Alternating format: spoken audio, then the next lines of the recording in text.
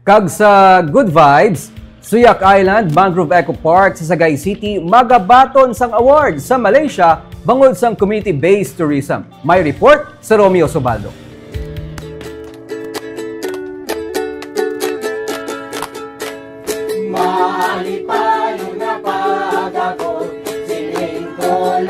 Pag-abot mo pa lang sa Suyak Island sa Sagay City, ang mismo nga mga kababainhan nga nagapuyo sa isla welcome sa imo.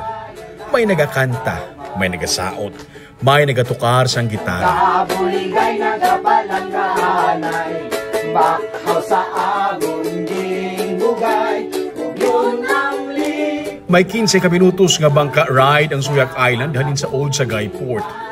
1.8 hectares ang land area sang isla nga napalibutan sang 15 hectares nga mangrove. Ibandri, century-old na nga mga mangrove. Kabahin ini sang Sagay Marine Reserve. Itur ka sa isla sa mismo man nga mga residente.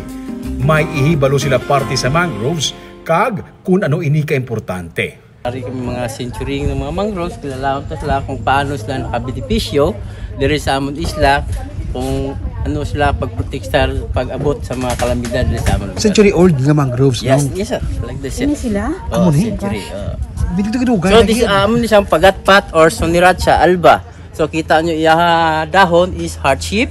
So, napakita na siya nga palangga niya ang community kay bangod siya gid ang tagasangga sa mga baskog nga hangin kag dagko nga balot.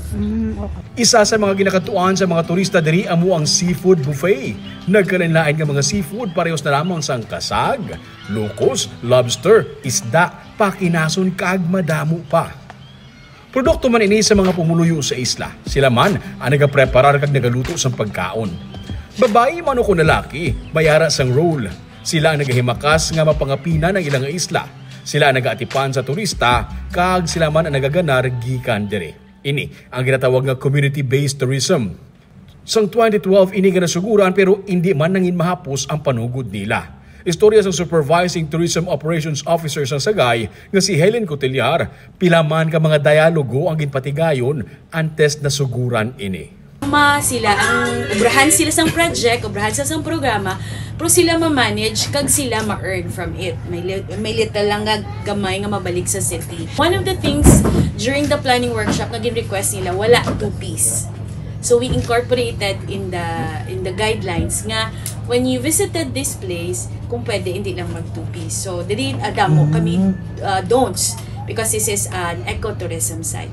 Kag, ang tanan nga kabudlayan, natagaan sa pagkilala. Ginkilala ini bilang 2025 Association of Southeast Asian Nations o kunasiyan Community-Based Tourism Award. Ang LGU magabaton sang award sa Johor, Malaysia sa Enero 20. Inibangod sa ginpakita nga standards ng Suyak Island Eco Tourist Attendance Association sa pag-comply sa community-based nga standard.